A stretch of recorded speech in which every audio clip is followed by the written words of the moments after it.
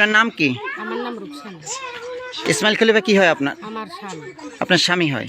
এই যে দুইটা গরু 2 মাস যাবত আপনার বাড়িতে বাঁধা ছিল, ব্যাপারে আপনি কোনো জনপ্রশাসন মানে মেম্বার চেয়ারম্যানকে জানিয়েছিলেন কিনা আপনারা? না, হে জানায় না। হে বলছে যেহেতু এটা হারাইয়ানো গরু, এটা যে কোনো সময় আসলে আমি দিয়ে দিব, আমি আটকাই রাখছি, এতে কোনো সমস্যা নাই। কিন্তু যাদের গরু গেছে হেরা তো খোঁজে পায় না, এখন আমার গড়াই পাইছে। এখন সে কিভাবে কি করছে আমি জানি না, আমি তার স্ত্রী তো, কিন্তু আমার এই বস। আপনি এই যে আপনি 2 মাস হয়ে গেল, আপনি কোনো মেম্বারকে ফোন দিয়েছিলেন কিনা যে আমাদের বাড়ি দুইটা গরু আছে? আমি বলি না, আমার বলছে যে তোমার এত তাড়াহুড়া লাগবে না, আমি তো চোর না বা আমি তো হাত না।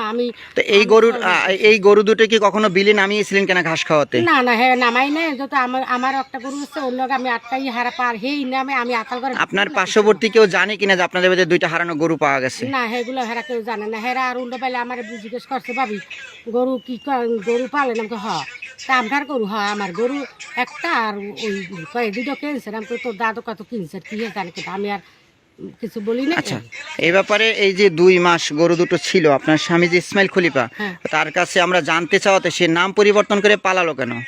এখন ভয়তে পালাইছে নাকি? হেতু সরল সরল মানুষ, সিধা সাদা মানুষ, কোনটা কি আমি কেমনি কম। আচ্ছা, এই যে এর আগেও নাকি একটি গরু হারানো গরু আপনারা পেয়েছিলেন, সেটা কি করেছিলেন আপনারা? আর আমরা চেয়ারম্যানের হাতে দিছি, যেহেতু সবাই বলছে যে দেখেন আপনারা পারলে পয়সা দুইটা পাইবেন, এই এসে তো পালেন, তার সাথে আপনার ই করেন। এবার সবাই খাওয়ার হুমকি দিচ্ছে, রাত্রে দড়ি নেবে। এইবার আমি রাত্রে চেয়ারম্যানের ফোন দিয়ে এবার ওইটা শুনতেছে যে রানি আমি গরু তার পয়সা দিচ্ছি। 3 মাস 10 দিন পর আমার এসে আল্লাহ দিতে যে কোনো খোঁজ নাই খবর নাই, তা তুমি পারলে পয়সা তুমি এটা খাও। এই জন্য আমি এটা আনছি আল্লাহ রাস্তায়।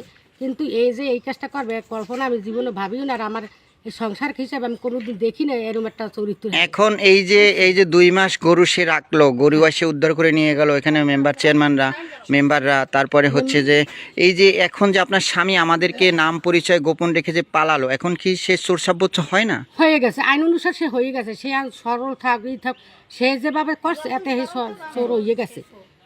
সে এখন চোর হয়ে গেছে, বুঝছেন? এখন আপনারা বুঝিও না, দেখেন বুড়ো বয়স্ক মানুষ হয়ে এরম ভুলটা করলে কেন, এটা আপনারা দেখেন। আমার চোরে তো কোনো সময় পরে নাই, আর এরকম কাজ করেও না, আল্লাহ আমার জানে কি করছে।